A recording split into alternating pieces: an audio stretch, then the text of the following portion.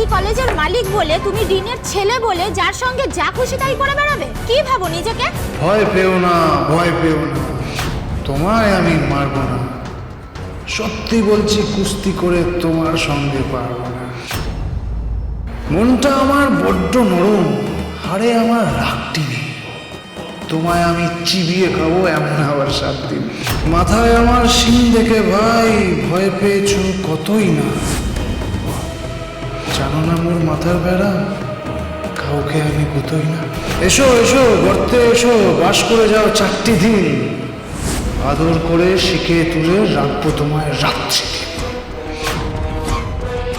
Ganga, please তুমি আমাদের সবটা বলো। উনি কি কোনোভাবে তোমার সঙ্গে অসভ্য আচরণ করেছে? তোমার ওদের মতন ক্ষমতা নাই থাকতে পারে, তুমি ওদের মতন ক্ষমতাশীল নাই হতে পারো, কিন্তু আমরা সবাই তোমার পাশে আছি। তুমি প্লিজ আমাদের সবটা খুলে বলো।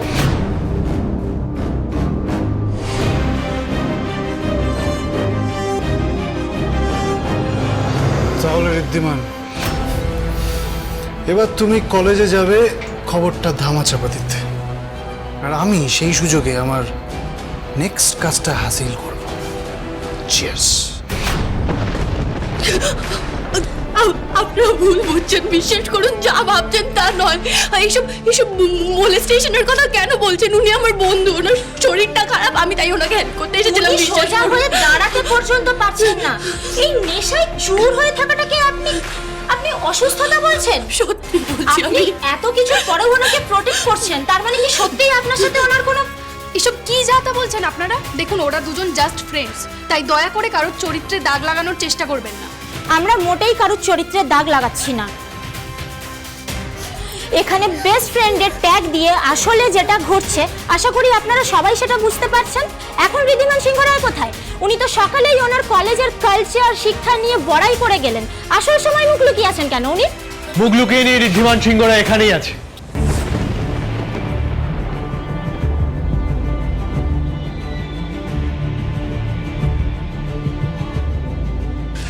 আমি ওর প্রশ্নের উত্তর দেবো, ঠিক আছে? এখন আপনি কি বলবেন নিজের ছেলের এই অসভ্যতামিতে? কি সাফাই দেবেন?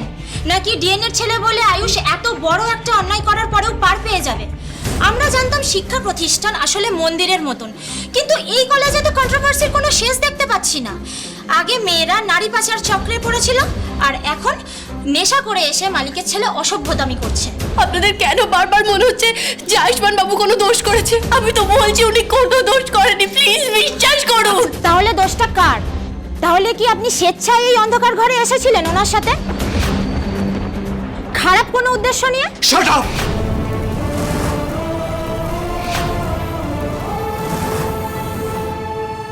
আমায় রিজেক্ট করেছিলে তো আয়ুষ, এবার দেখো এই গঙ্গার জন্য সারা শহরে তোমাদের এমন বদনাম হবে যে তোমরা কাউকে মুখ দেখাতে পারবে না। আর তারপর গঙ্গাকে ও বাড়ি থেকে দূর করে এই ত্রিধার সাথেই বিয়ে হবে তোমার।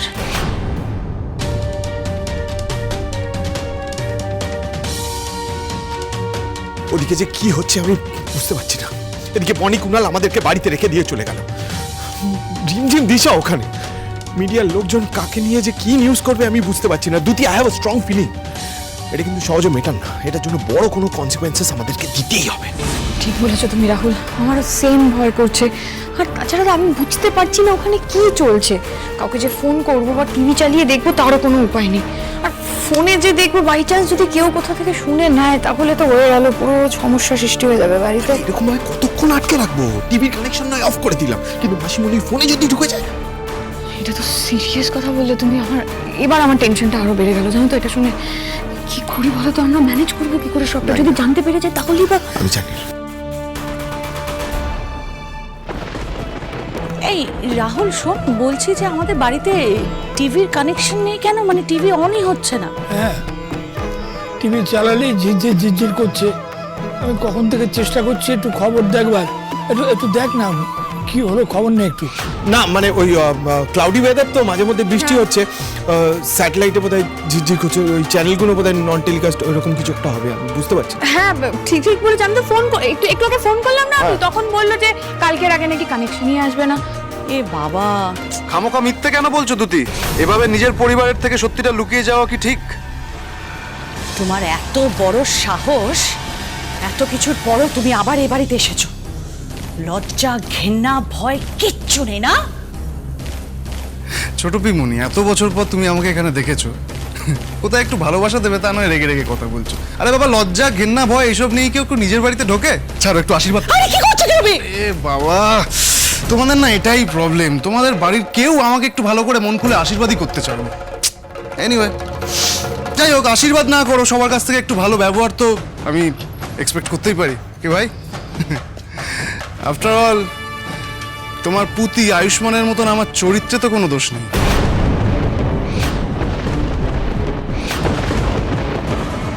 কি বলতে চাইছো তুমি? কি করেছে আমাদের আয়ুষ্মান? আয়ুষ্মান দাদাভাইকে আমরা ছোট্টবেলা থেকে কোলে পিঠে করে মানুষ করেছি। ওর চরিত্র কত পবিত্র, ও কত ভালো মানুষ সেটা আমরা জানি না, তোমার কাছ থেকে জানতে হবে। শুনতে হবে না ঠাম্মি, আমিও এইসব কথাগুলো নিজের মুখে বলতেও চাই, আমি দেখাতে চাই ডিরেক্টলি। অবশ্য তোমরা টিভি চালাতে পারলে দেখতেই পেতে, কিন্তু কি করা যাবে, রাহুল আর দ্যুতি তোমাদের সেই সিনসগুলো দেখাতেই চায়।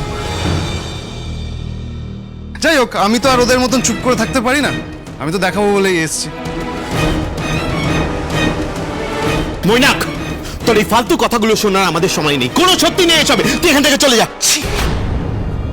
তারা যাবো, আমি দাদুকে তার আগে দেখিনি। হ্যাঁ তো দাদু, যেটা বলছিলাম, তোমাদের তো সবার খুব গর্ব আয়ুষ্মানকে নিয়ে, ঋদ্ধিমানকে নিয়ে, তুমি ওদের বংশের গৌরব ভাবো। তাহলে দেখো তোমাদের বংশ গৌরবে কেমন কলঙ্ক লেগেছে। তোমার বাবা এই কলেজের মালিক বলে, তুমি ডিনের ছেলে বলে যার সঙ্গে যা খুশি তাই করে বেড়াবে? কি ভাবো নিজেকে? তাহলে দাদু, এই হলো তোমাদের সিংহ রায় বংশের উত্তরাধিকার।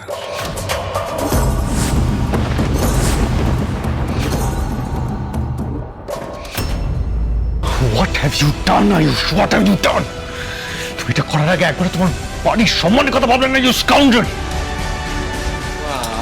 আয়ুষ, আয়ুষ, ওঠো ওঠো ওঠো। আজকে ওরা যেটা করেছে তার জন্য ওরা শাস্তি পাবে। No one is exempted.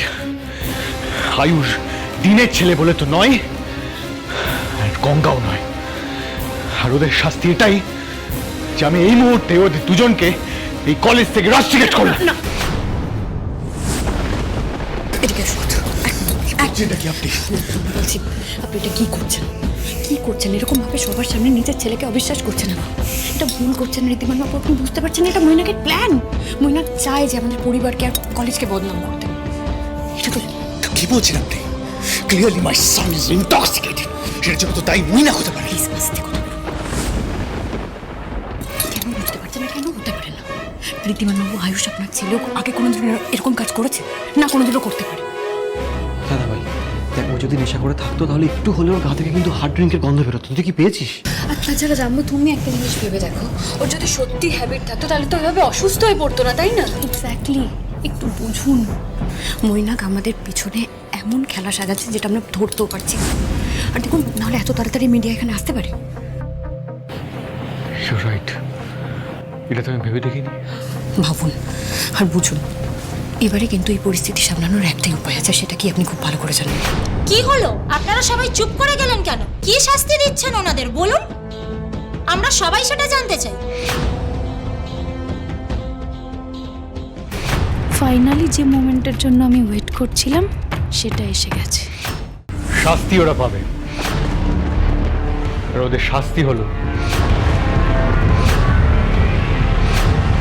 আগামী 48 ঘন্টার মধ্যে আমি নিজে দাঁড়িয়ে থেকে আয়ুষ আর গঙ্গার বিয়ে দেব।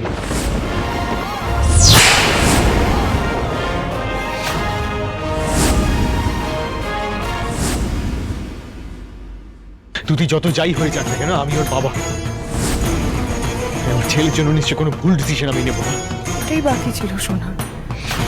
কিন্তু হঠাৎ করে ঋদ্ধিমান বাবুকে দ্যুতি আর রাহুল দুজনেই ভুল বুঝছে। কিন্তু কেন? হাতের লেখাটা তো চেনা চেনা লাগছে। কেন? কার লেখা এটা? যে করে হোক আমাকে খুঁজে বার করতেই হবে।